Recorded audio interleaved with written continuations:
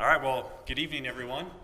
I believe there are some rumors going around this morning that my real name was actually Josh, but to clarify, I am Scott, so we did have to drop outside of the Joshes to fill in for preaching tonight, but happy to have the opportunity to speak to you all tonight. It's an opportunity, those of us that don't preach regularly, to get up here and share some thoughts that we don't normally get to do. So it's always an encouragement to get the chance. So when we consider the Ten Commandments, or really any of the old law, or much of the old law, a lot of the commands that were given are sort of given in shall not type of phraseology. So we're given the Ten Commandments, thou shalt not have any other gods besides me, shall not murder, shall not commit adultery, shall not covet, those types of things. And that's definitely one way for us to give or receive commands. And those of us that are parents, we often give do not statements or shall not statements to our kids, right? So we might say, do not hit your sister. And because, kids are kids and we live in the real world, most likely, the sister's going to get hit in some way, and somehow, or in a lot of cases that comes with excuses of, well, I didn't actually hit them, or you didn't see what you thought you saw, or maybe my sister had something I wanted, or maybe even I didn't hit that hard, so does it really count as a hit? Or maybe it's really more of a slap, and so it's you said hit, not slap, and so but really what that gets down to is we see our kids do it, but then we also do it ourselves with the commands that God gives us. So we're regularly trying to kind of toe the line of what the commands are that God gave us. And really think about it this way: if did God intend those commandments as it's kind of a minimum, or was that more of a maximum that we should do whenever we consider, the example of hitting? Is it that it's not that we didn't want the child to hit hard, it's just we didn't want them to hit at all. And so that was the minimum the maximum that we wanted was to not hit. And so tonight I want us to consider a few passages, and one example out of the Old Testament that I think illustrates the commands that God gives us. And so the passage comes from Leviticus, and so you're probably also wondering, this guy gets to preach every few years, and it's a Sunday night, and he's preaching out of Leviticus, and but don't worry, there's only one verse, or a couple of verses that we'll consider, and then we'll get out of Leviticus, so don't panic. So the verses on the screen there, Leviticus 19, beginning in verse 9, going through verse 10, it says, "When you reap the harvest of your land, you shall not reap your field right up to its edge, neither shall you gather the gleanings after your harvest. And you shall not strip your vineyard bare, neither shall you gather the fallen grapes of your vineyard. You shall leave them for the poor and for the sojourner. I am the Lord your God." So we can see here in this passage, it's a pretty simple command, right? So this is in the form that we just talked about, the do not statement. So we're not to reap to the edge of the field. The Israelites are not to reap to the edge of the field, to leave the gleaning. So that's the part after they harvest that falls on the ground. So don't pick up the gleanings. As far as the vineyards go, don't strip all of the vines bare, and don't pick up any fallen grapes. But what seems odd, especially given kind of the specificity of many of the other commands that we see in the Bible, in the Old Testament, we don't see how far off the edge we should not reap. So we don't see that it's 5 feet or 10 feet or some ratio of the width of the field. We don't see any sort of percentage of the crop. So if it wouldn't be fair if I only had a 50-foot wide field and I was expected to do 5 feet and everybody had to do 5 feet. That's a larger percentage out of my harvestable area. So there's no percentages. And it doesn't say how many grapes should be left on each vine. It just says leave the grapes on there. And I think the lack of specific command by God is obviously intentional, but I think it maybe goes to some of the intent God has in the commands that he gives us. That He wants our heart to be convicted to follow the intent of his commands. In this case, it was given to leave the edge of the field, and that was to ultimately glorify God by leaving food there for the poor and the sojourners. So we see examples, namely Ruth, where this comes up, where Ruth is able to go and gather out of the field because this command was followed. But it was up to each landowner to decide what was the right amount of their field to leave. And so that edge that they were to leave was up to them, or the number of grapes that they were to leave was up to them. And so again, getting back to the example of not getting as close to the line as we can, that we're not trying to follow some sort of a minimum dimension, that of course the majority of people, if God would have commanded to say leave a 5-foot edge, they would have left a 5-foot edge. Or maybe those that were maybe on the daring side, maybe they do 5.5 feet just to make sure they weren't measuring incorrectly. But that ultimately gets to the intent of God's laws, that he wasn't wanting it to be just another check mark or another dimension, that there was a intentional ambiguity to the command of how God expected his people to live out the law. And so we'll explore this a little bit more. So as a picture of how the harvesting happened in biblical times, obviously it was all by hand. So you can see how things like the gleanings would fall on the ground. They would have to command people to leave a certain edge, and they would have to verify that. But today, this is how we harvest, right? This is a big John Deere combine, and its job is not to leave an edge, right? So if you're a farmer and you're going to the John Deere dealership to get your combine, do you really want for the salesperson to say, we got good news for you, this is going to harvest 95% of your field?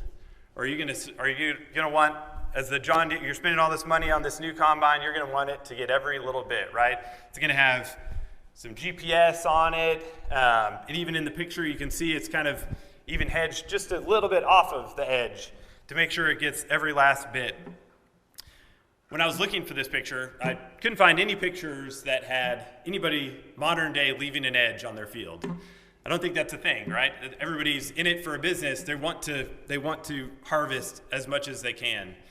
And I think this really illustrates the world that we live in with regard to the commands that God gives us. That the world definitely wants the approach that just tell me where the sin line is. As long as I know where that's at, I can stay off that line. Just tell me specifically what I need to know, and I'll just get as close as I can to it, just like the combine does, getting right to the edge of the field, and I'll take as much as I can to get to that point.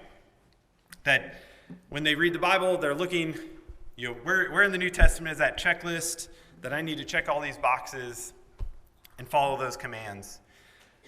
But as I said earlier, God's given all these commands to us, and over time, man has continually got close to them, and all of us fall guilty one time or another of getting too close to those lines and potentially crossing over those lines from time to time. But if we were instead to live our lives with an edge away from those commands that God has given us, would we be following more closely the intent that God has in his commands? And so tonight, we're going to be talking about leaving the edge. And so this is something that I believe Jesus teaches us in Matthew 5 on the Sermon on the Mount, that he provides several examples of this idea of leaving the edge beyond the simple commands that God has given us, those you shall not type commands. And so we'll review 3 examples of those tonight. And so the first one is the edge around murder is anger. And so that comes from Matthew 5, beginning in verse 21.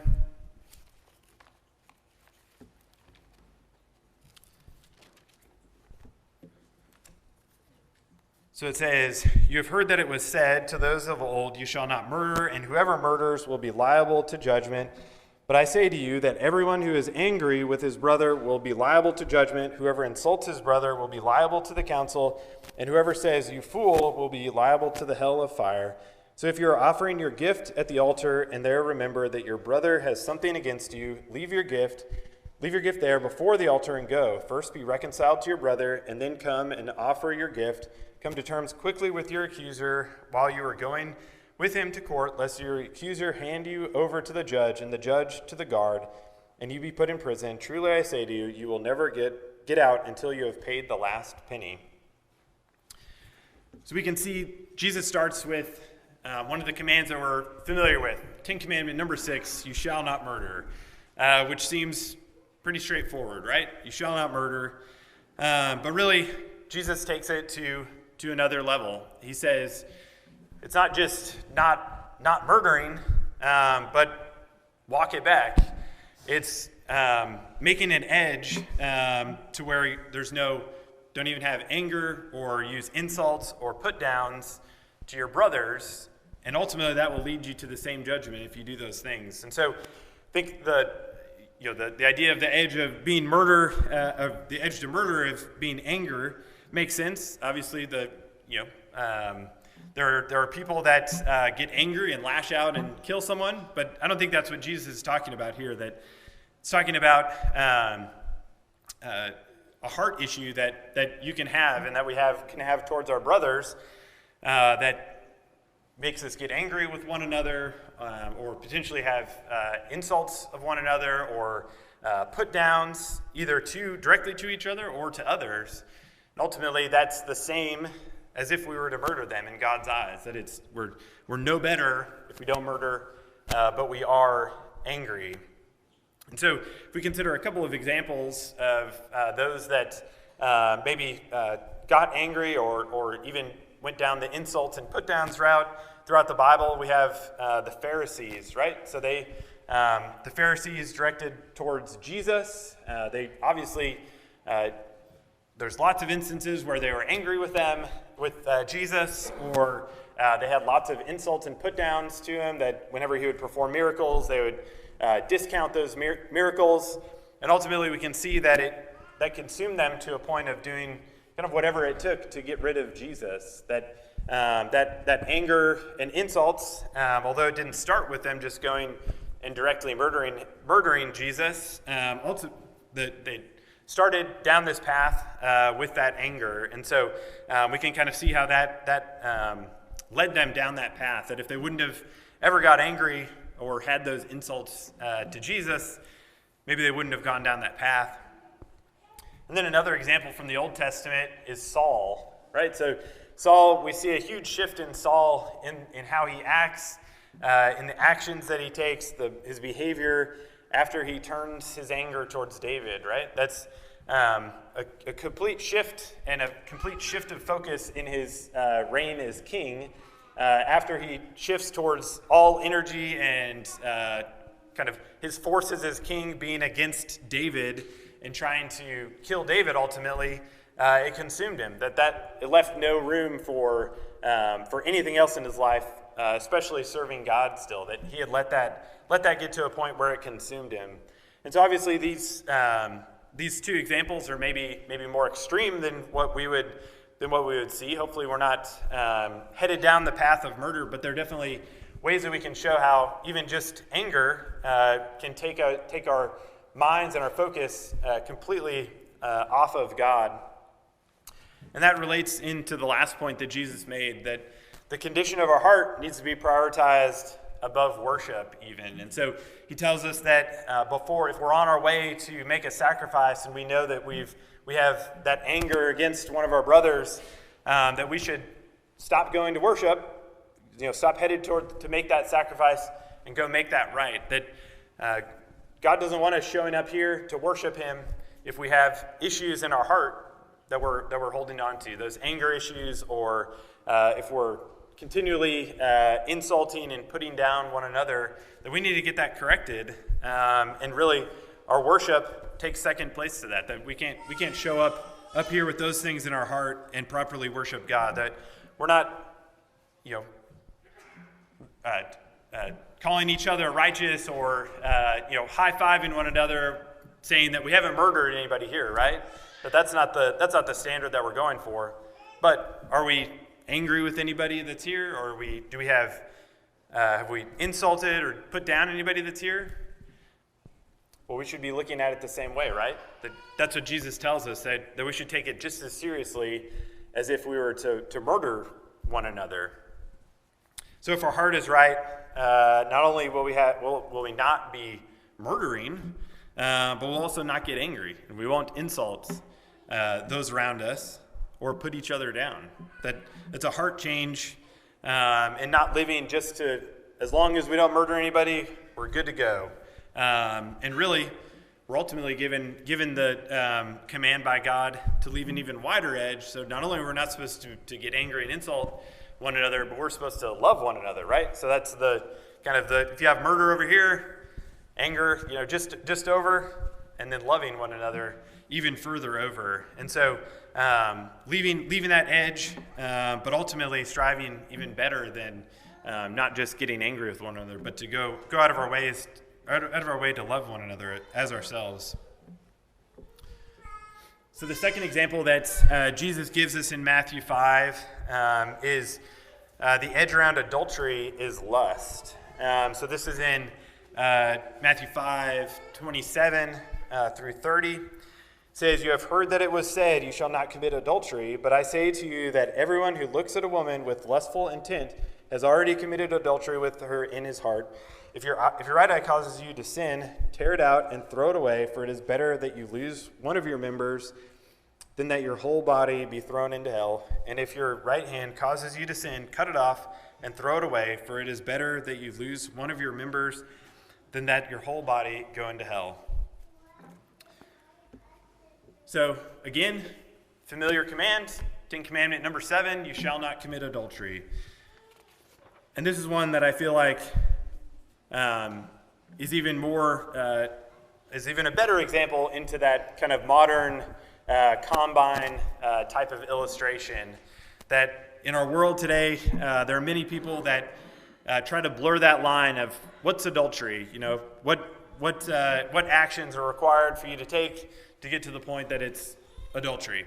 Maybe as opposed to murder, that was maybe more straightforward. Obviously, within our law we have different frames, but maybe a little harder to say, well, I didn't murder them, but if they're dead, then it's hard to argue. So, but again, our world especially is wanting to know what's really the definition of adultery. What's the point that you get to for that to be officially adultery? So people say that as long as you don't get to a certain, maybe physical point, you haven't committed adultery. Maybe those people are even praising people for going right up to the line, but just not going just past that line. That's the line. But again, the righteousness that God calls us to, that Jesus gives in here, it's not about going up as close to the line and then stopping, right? And so in the example that he gives here of adultery and lust, that begins long before any sort of adultery is committed. And what is our heart telling us when we're doing those things? Where do we think is an appropriate edge to leave? And ultimately, are we looking for reasons to reduce that edge? That you feel that that edge is just too wide. It's not going to happen to me. I'm in control, so I'm good with edging down that edge that Jesus gave us. Similar to murder. Ultimately, it's a heart of being fully obedient to the command to leave the edge, and so we're not told to get as close to these commands as we can, but ultimately leaving that edge to protect us. And so when we consider a couple of examples, both from the Old Testament, of how this maybe was put into practice, the first one is Joseph, right? So was there any doubt in the story of Joseph and Potiphar's wife that he was trying to kind of cut that edge, get it as close as possible? No, we're told that when the temptation arose, he left. He didn't stay around to kind of see where it was going to go, or just see kind of what play out the situation. It was very clear. He could see where it was going. Felt like that was getting too close in that edge, and he left. So when we compare that to David and Bathsheba, some of the things that David did seemed like he was maybe edging in that line, right? So he did start by seeing Bathsheba, and instead of doing like Joseph and turning around, going the other way, he thought, well, maybe I can just get a little bit closer, cut down that edge a little bit. It's not, again, where does the point of committing adultery? But ultimately, things got out of hand for David, right? That,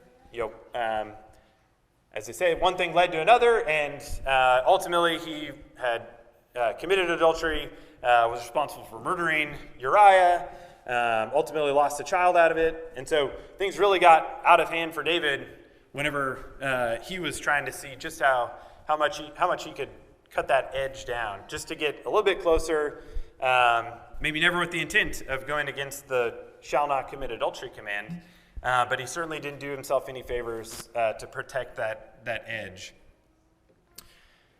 And that goes to the final point on this one, that the edge is there to protect us from the line. So as we're considering these and thinking, maybe is it, God's just being restrictive to us, that, what does it matter as long as we don't cross the line, how close we get to the line?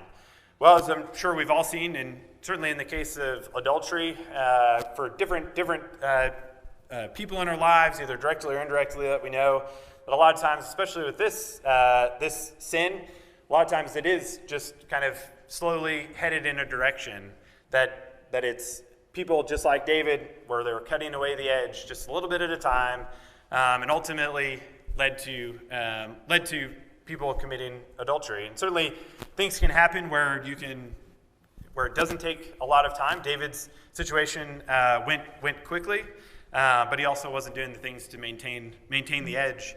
But ultimately, remembering that these should not be seen as intent or as restrictions to us, right? That it's ultimately God looking out for our best interest, because as soon as we're close to the edge, just like if you can imagine being on like a cliff or something like that, that the closer you get to that edge, the easier it is for something to happen and you to find yourself over the line or over the edge. And so ultimately, it's in our best interest, and ultimately within the intent of God's commands for us, to stay as far away from those lines as we can. And that, again, goes to, like I mentioned at the beginning, that these commands, are we viewing them as minimum commands, or is that a maximum kind of worst-case scenario that we would get to? And so ultimately, again, on this one, protecting that edge of adultery by not even lusting after another person. So the final example that we'll go through tonight that Jesus covered in Matthew 5 is the edge around retaliation is humility. And so that's found in chapter 5, beginning verse 38, going through 42. It says, "You have heard that it was said, an eye for an eye and a tooth for a tooth, but I say to you, do not resist the one who is evil. But if anyone slaps you on the right cheek, turn to him the other also. And if anyone would sue you and take your tunic, let him have your cloak as well. And if anyone forces you to go 1 mile, go with him 2 miles. Give to the one who begs from you, and do not refuse the one who would borrow from you." And so this one is maybe a little less straightforward as the others. So when Jesus is recounting kind of the back and forth on this one, the eye for an eye and carrying the tunic and those things, that he's referring to various portions of the old law. And so that retaliation was built into the old law, ultimately kind of as a way to fairly address behavior. But Jesus kind of turns that on its head here on the Sermon on the Mount to say that these are established as an edge, to establish the edge, he kind of turns these on their head not be looking to get our fair retaliation. And I think that ultimately comes back to our pride in a lot of cases. That the reason that we want to retaliate to someone is ultimately us wanting to get kind of our fair share. And that's really the direction that the world encourages us to go. But ultimately we should be turning the other cheek, or going the extra distance, whatever the case may be. But ultimately, retaliation can lead us down many other paths, even anger, like we already talked about, or insults, or that we talked about in the first group of comparisons. So ultimately, pride drives our hearts to want to retaliate. So it takes strength and humility to do these things that Jesus is saying here, right? If we were to, an eye for an eye, tooth for a tooth, if we were to be in that situation, it does take strength in our character. It does take humility to not retaliate back. And as I said, our world is focused very much so on getting kind of what's in it for me, or getting back at people. Even the example of being sued, those types of things that we live in a world that encourages that retaliation, that getting back what was taken from you, or getting that revenge sort of idea. But ultimately, it's a hard issue to not look, it's a hard issue that we have to deal with. And do we look to get even with everybody as we're dealing with people in our everyday lives, or are we able to take the humble approach, let things go, things that don't matter, let them go, or does our pride require us that every time somebody does something wrong, that our desire is to retaliate against those that have done us wrong? The example I'd like to review for this one is in Matthew 18. And so it's the parable of the forgiving master in Matthew 18, beginning in verse 23. Or your Bible may call it the parable of the unforgiving servant. So I called it the forgiving master because I think that's a better key into what we're talking about tonight. But we won't read the whole story. But really, if you recall what this one is about. So the master starts settling out his debts, and so he gets to a servant. The one servant owes just a huge amount of money, like unbelievable amount of money. And ultimately he says, I'm going to put you in prison. And the master says to the servant, and the servant pleads with the master and says, please forgive me, I'll pay you back, even though there's not a chance he could ever pay him back. And he says, okay, fine, I forgive your debt. Go away, I won't send you to prison. And then the parable goes, he leaves right away, runs into another servant who owes him a small amount of money, certainly in comparison to the amount that he was just being forgiven, and gets upset with that other servant to say, give me my money now. He says, I don't have my money, please, pardon me, show me grace, just as he was shown. But ultimately the servant that had been forgiven doesn't show any sort of grace to that other servant, and has him put in prison until he can pay back the debt. And then we see kind of it flip around. So some of the other servants had seen what was done, and so the first servant ends up going to jail because of that. But really what strikes me in this story as it regards to retaliation and our humility, that the first servant had been forgiven a huge debt. That what more humbling experience could you go through to be forgiven a huge debt? Instead of going to prison, you're released free, and then to immediately turn around and to not show any sort of humility, but only show pride towards somebody else that owes you, and the character of the master to ultimately forgive. And the parable obviously speaks to the grace that God has given to us, referring to the debt of our sin. But in that regard, even in retaliation for those that maybe sin against us, so maybe don't do something physically to us, like it talks about in Matthew 5, but those that sin against us, are we willing to forgive and show grace to others just as God has shown grace to us? And so ultimately, humility allows our hearts to look beyond ourselves. That had that servant, that the first servant left his master's presence, recently forgiven of all that debt, gone out with a humble attitude. Would he have gone to, would he have been thinking about himself when he ran into the servant that owed him a small amount of money? Or would he, and how would that have changed that interaction if he was showing that humility? So it includes when others wrong us in any way. So as I said, if it's physically wrong us or spiritually wrong us, that can... we're encouraged to take that humble approach instead of seeking retaliation of some kind. It puts our relationship with God into better context.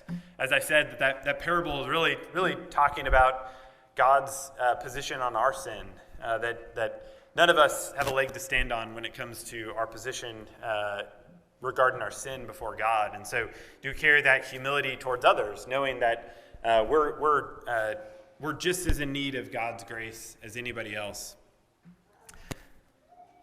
So to kind of wrap it up for us tonight, mentioned multiple times that God is seeking a new heart from us, right? So he's not asking us to toe the line of all of the commands. That he hasn't given us a law line that we're supposed to follow, and we're supposed to get as close as we can. As long as we don't go over, that's fine. It's really embracing the intent of God's laws over finding that line. That we shouldn't even be interested in finding that line. Let's get away from the line.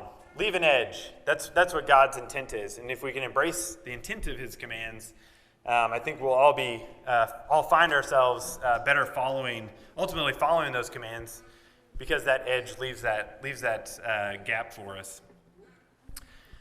So God's calling us to change, have a change in heart, and not just a modification of behavior. So God wants a shift in our hearts and not just in our actions. That true follower of God will have a change in heart, not just a modification of our behavior. And that's really just, it's not to just stop murdering. If we're murdering, to just stop.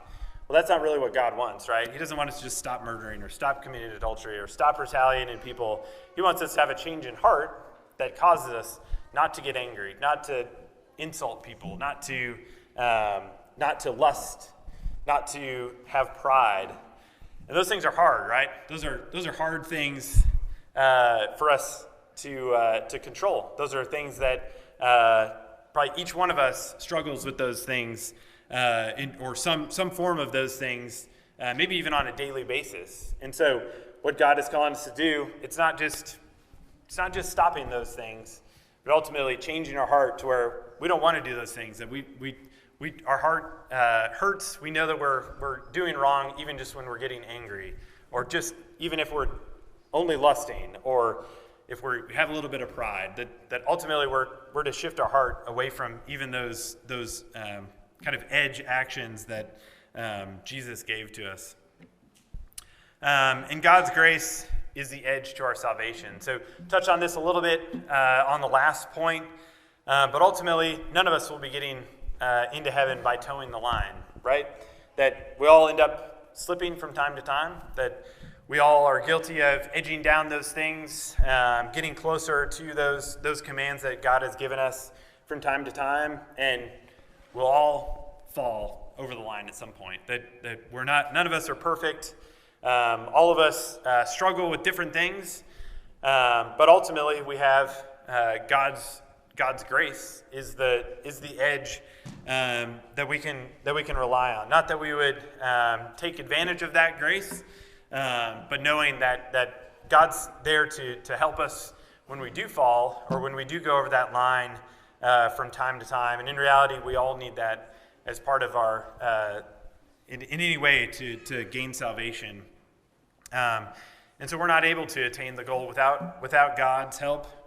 Even if we are leaving those edges, each one of us has things in our lives that we struggle with, that we ultimately need that grace from God. And so this would be sort of another illustration of the edge that we need. And so certainly as we go out this week, encourage everybody to think about this, to find areas in your life that maybe you found like the example that we talked about of David, of kind of maybe cutting an edge just a little bit over time, that if there's things in your life, you can always adjust back, right? So picturing the combine in your mind, you can go back, leave a little bit more of an edge, ultimately with the goal of changing that heart, to try to not just change our behavior, but to change our heart, to want to follow kind of the intent that God has for us. So at this time, if anybody has a need that the congregation can help with, we would encourage you to come forward as we